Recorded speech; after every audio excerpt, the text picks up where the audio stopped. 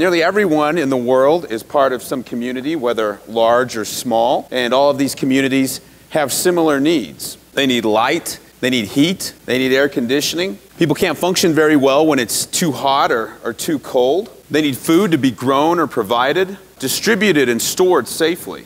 They need waste products to be collected, removed, and processed. People in the community need to be able to get from one place to another as quickly as possible. And a supply of energy is the basis for all of these activities. Energy in the form of electricity provides light and air conditioning. Energy in the form of heat keeps us warm, and energy in chemical form provides fertilizer, drives farm machinery, and transportation energy. Now, I spent 10 years working at NASA. In the beginning of my time there in 2000, I was very interested in communities, but this is the kind of community I was thinking of. A lunar community. It had all of the same needs as a community on Earth would have, but it had some very unique constraints. And we had to think about how we would provide energy for this very unique community. There's no coal on the moon. There's no petroleum. There's no natural gas. There's no atmosphere. There's no wind either. And solar power had a real problem. The moon orbits the Earth once a month. For 2 weeks, the sun goes down and your solar panels don't make any energy. If you want to try to store enough energy in batteries for 2 weeks, it just simply isn't practical. So nuclear energy was really the only choice. Now, back in 2000, I really didn't know too much about nuclear power, so I started trying to learn. Almost all of the nuclear power we use on Earth today uses water as a basic coolant. Now, this has some advantages, but it has a lot of disadvantages. If you want to generate electricity, you have to get the water a lot hotter than you normally can. At normal pressures, water will boil at 100 degrees Celsius. This isn't nearly hot enough to generate electricity effectively. So water-cooled reactors have to run at much higher pressures than atmospheric pressure. Some water-cooled reactors run at over 70 atmospheres of pressure, and others have to run at as much as 150 atmospheres of pressure. There's no getting around this. It's simply what you have to do if you want to generate electricity using a water-cooled reactor. And this means that you have to build a water-cooled reactor as a pressure vessel with steel walls over 20 centimeters thick. If that sounds heavy, that's because it is. Things get a lot worse if you have an accident where you lose pressure inside the reactor. If you have liquid water at 300 degrees Celsius and suddenly you depressurize it, it doesn't stay liquid for very long. It flashes into steam. So water-cooled reactors are built inside of big, thick concrete buildings called containment buildings, which are meant to hold all of the steam that would come out of the reactor if you had an accident where you lost pressure.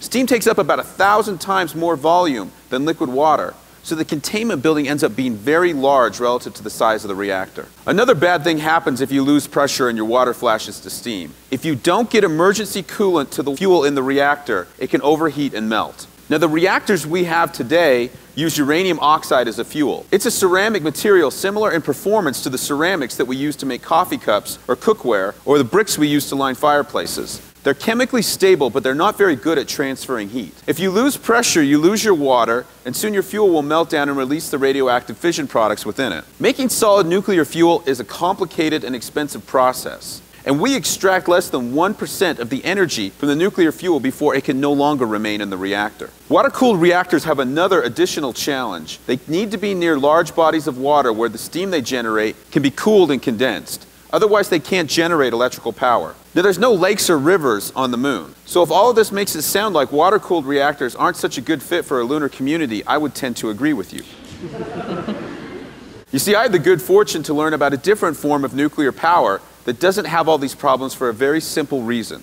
It's not based on water cooling, and it doesn't use solid fuel. Surprisingly, it's based on salt. One day I was in a friend's office at work, and I noticed this book on the shelf, Fluid-Fueled Reactors, and I was interested and asked him if I could borrow it. Inside that book, I learned about research in the United States back in the 1950s into a kind of nuclear reactor that wasn't based on solid fuel or on water cooling. It didn't have the problems of the water-cooled reactor, and the reason why was pretty neat.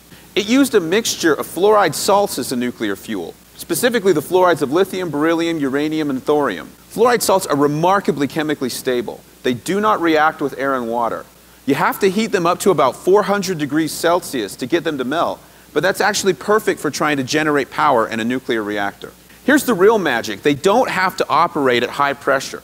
And that makes the biggest difference of all. This means that they don't have to be in heavy, thick steel pressure vessels. They don't have to use water for coolant, and there's nothing in the reactor that's going to make a big change in density like water. So the containment building around the reactor can be much smaller and close-fitting. Unlike the solid fuels that can melt down if you stop cooling them, these liquid fluoride fuels are already melted at a much, much lower temperature.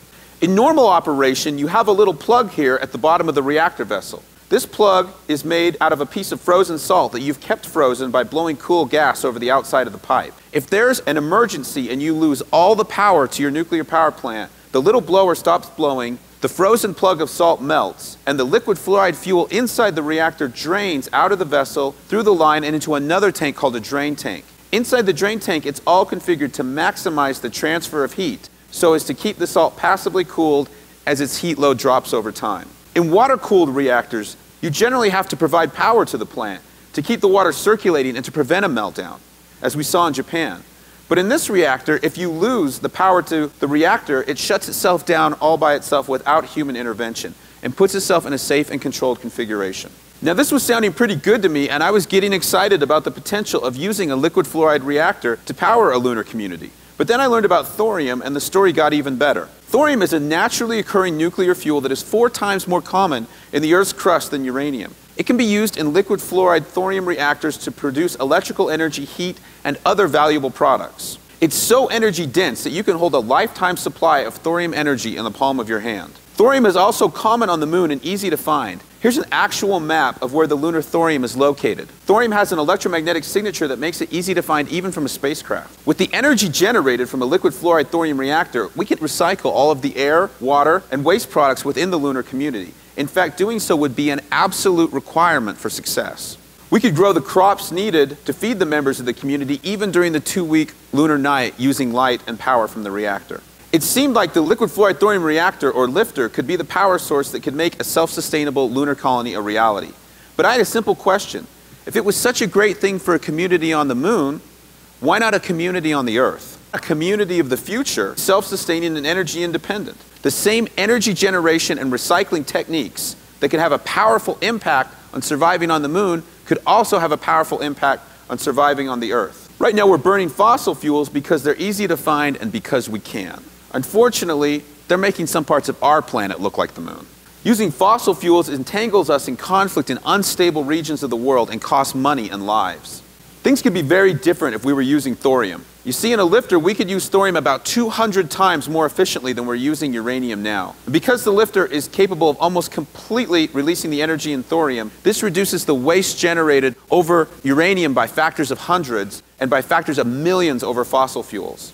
We're still going to need liquid fuels for vehicles and machinery, but we could generate these liquid fuels from the carbon dioxide in the atmosphere and from water, much like nature does. We could generate hydrogen by splitting water and combining it with carbon harvested from CO2 in the atmosphere, making fuels like methanol, ammonia, and dimethyl ether, which could be a direct replacement for diesel fuels. Imagine carbon-neutral gasoline and diesel, sustainable and self-produced.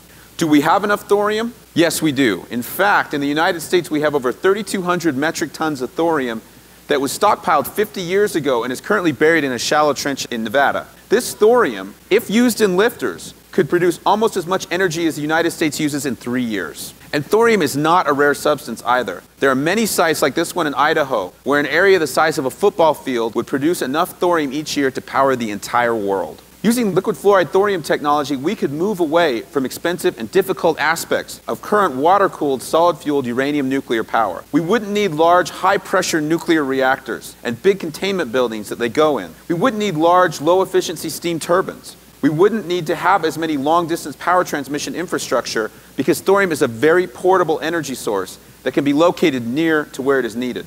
A liquid fluoride thorium reactor would be a compact facility, very energy efficient and safe, that would produce the energy we need day and night and without respect to weather conditions. In 2007, we used 5 billion tons of coal, 31 billion barrels of oil, and 5 trillion cubic meters of natural gas, along with 65,000 tons of uranium to produce the world's energy. With thorium, we could do the same thing with 7,000 tons of thorium that could be mined at a single site. If all this sounds interesting to you, I invite you to visit our website, where a growing and enthusiastic online community of thorium advocates is working to tell the world about how we can realize a clean, safe, and sustainable energy future based on the energies of thorium. Thank you very much.